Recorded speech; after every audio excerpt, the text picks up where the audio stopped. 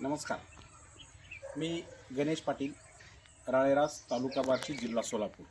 आणि माझ्या समवेत आहेत उमेश सावंत, काटी, तालुका तुळजापूर, जिल्हा धाराशिव.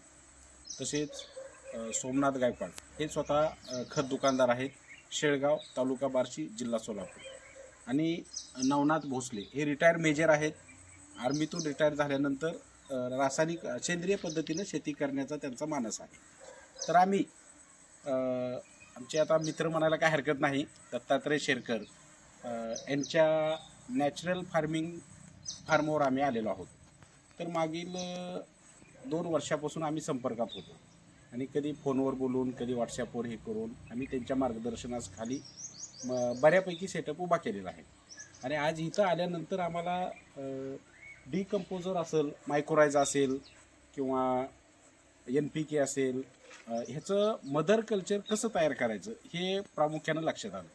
कारण आम्ही आत्तापर्यंत काय करत होतो की एका 200 लिटरच्या बॅरलमध्येच डिकम्पोजर, मायक्रोरायझा, NPK काय असेल ते तयार करायचो. त्यातलं 180 लिटर वापरायचो आणि 20 लिटर शिल्लक ठेवून परत त्याच्यात मल्टिप्लाय करायचं. तर ते आमची थोडीशी चुकीची पद्धत होती.